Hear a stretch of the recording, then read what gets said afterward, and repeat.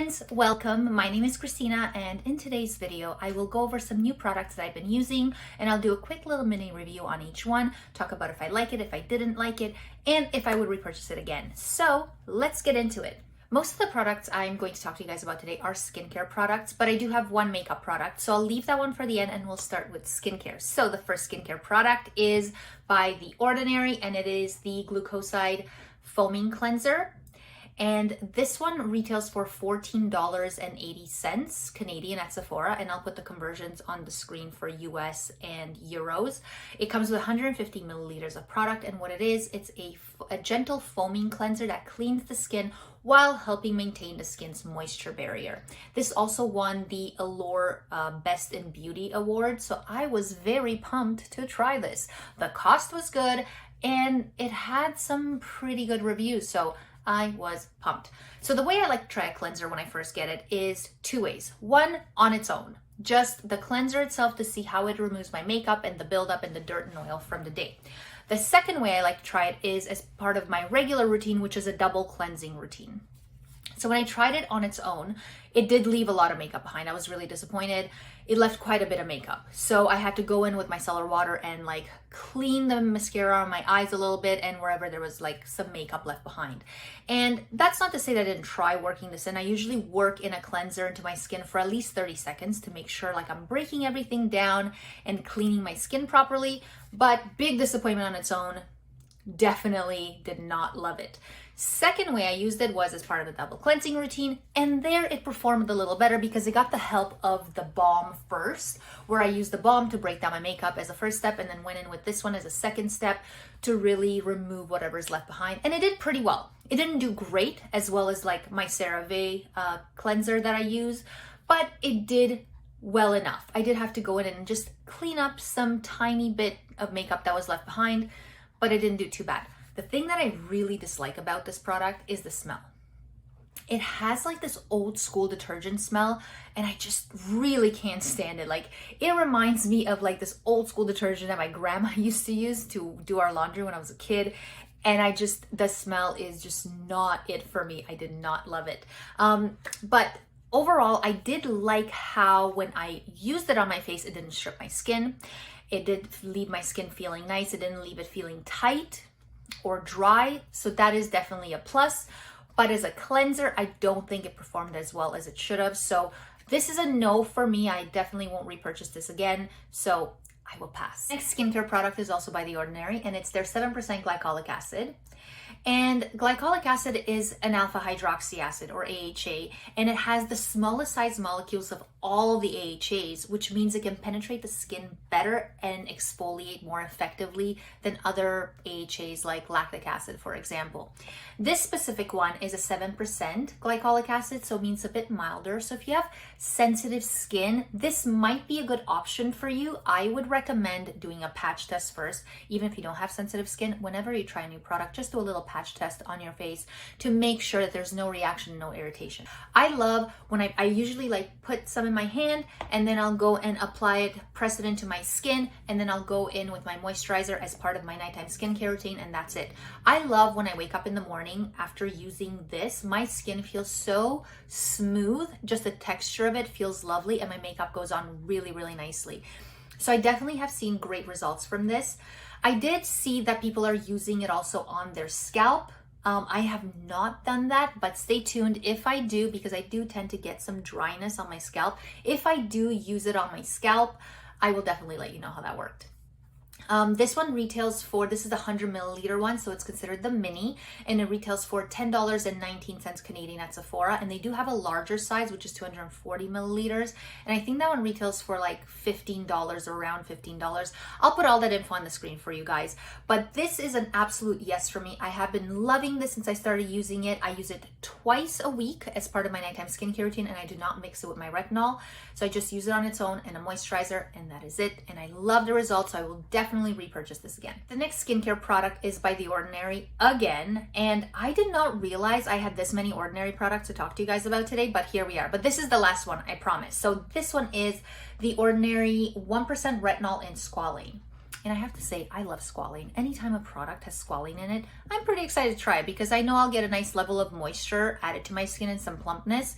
And I love retinol. To me, retinol is one of the best anti-aging ingredients out there. And 1% retinol is the strongest you can get over the counter. So I was really excited to see that there's a pure 1% retinol with squalene in it. And this one retails for $12.10 Canadian at Sephora. So that's a pretty affordable retinol if you ask me. I was very excited.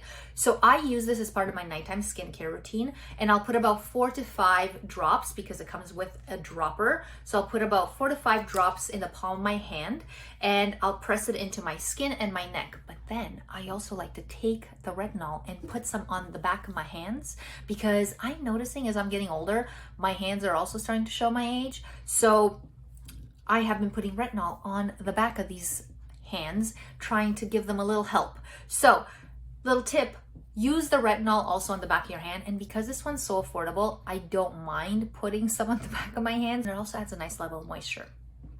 That was a long-winded way of saying I also use it on my hands. I follow that up with a moisturizer, and that is it. I love the moisture level that I have in my skin when I use this with the moisturizer. It's lovely, and I've been seeing similar results in my skin as to other more expensive retinols that I've been using. So overall, I am super impressed with this. I absolutely love it, and I will definitely repurchase this again. It's super affordable. Now, they do have 2 other strengths in this because 1% is the strongest you can get over the counter, and it is pretty strong. And if you're just starting out in your retinol journey, do not go for the 1%.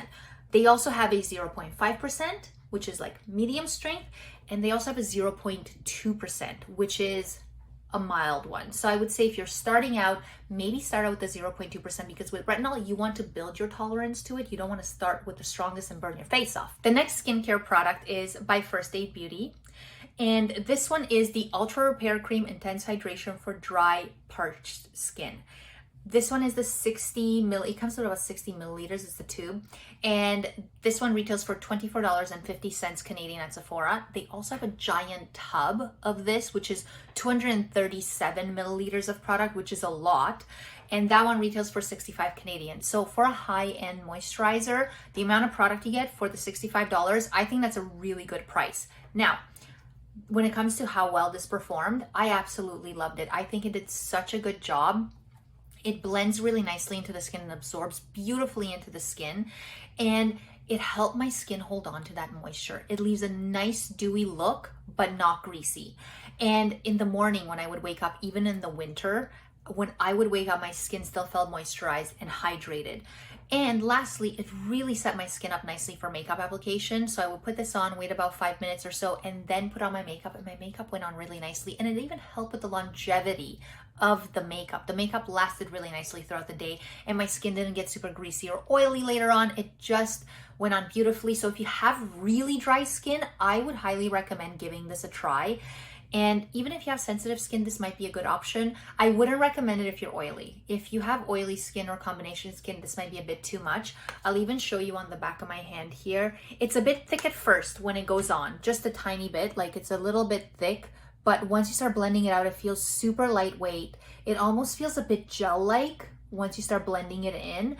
And you can really feel the hydration, and it blends in super quickly, and it just leaves a nice glowy dewiness to the skin, and it doesn't feel greasy or oily. Oh, it's just lovely. So I was really impressed with this one. I do recommend it. I think it's great. Would I buy it again? Maybe. I just have other moisturizers that are more affordable that are just as good, like the CeraVe moisturizing cream, which is a lot more affordable. So I'll stick with that one. But this is definitely a fantastic moisturizer. So if you're looking for something that's a bit more heavy duty, this one is a really, really good option. The last skincare product is by CeraVe, and this one is their facial moisturizing lotion with SPF 30. So this one has hyaluronic acid, ceramides, and niacinamides in it, so it really adds a nice level of moisture and hydration to the skin. This one retails for $19.50 Canadian at a drugstore, and it comes with 89 milliliters of product and has this nice little pump dispenser that dispenses product really well. I have 3 categories that I usually like to judge a moisturizer by. How well does it get absorbed into the skin and blend into the skin? How well does it help my skin hold on to moisture? And thirdly, how well does it help set up my skin for makeup application? In the first category, this one does not do well at all. When you first start to blend it in, it feels like it's gonna have a thicker texture, but it doesn't. It feels lightweight, but it has this weird white cast that you really have to work at blending in. And there's times where I will blend this in really well, and then I'll turn my head and there's like a streak of like this moisturizer just sitting on my face, and I need to like blend that in really well. And it just takes a bit of work to blend in. So I didn't love that about it. And it leaves a bit like a touch of a white cast on my face, and I'm already pretty pale. I don't need any more help looking like Casper the Ghost, so I need to follow this up with some sort of tinted moisturizer or foundation to help give my skin some color and some life. When it comes to the second category, how well does this help my skin hold on to moisture? It's fantastic because of the niacinamides, the ceramides, the hyaluronic acid, all the good stuff it's got in it. It really helps my skin hold on to moisture. It makes my skin plump, and all day my skin feels really nice and moisturized and hydrated. When it comes to setting up my skin for makeup application, yes, it does help with the longevity of the makeup, but back to category 1, you really have to make sure you blend this in really well. And there is a bit of a greasiness factor to this one, not a lot, but a bit more than this one. This one did not have that greasiness factor. This one, when you blend it in, I feel like I need to wait a bit longer before I put on my makeup to let it really soak into my skin really well before I go in with foundation. But once I put my foundation on, it lasts beautifully throughout the day, and it really helps with that longevity and wearability of the makeup. So it's good. Would I repurchase it again? Absolutely not. There's better moisturizers that I could use for the daytime, and I would just rather use my SPF on its own. I just find that this one didn't perform well enough for me to use every day. It just requires a little too much work and effort. And finally, the last product, and this is the makeup product, the YSL All Hours Concealer.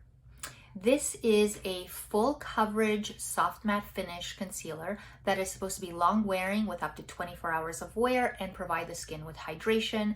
It retails for 56 Canadian dollars, and it comes in 18 different shades, and the shade that I have is LC2.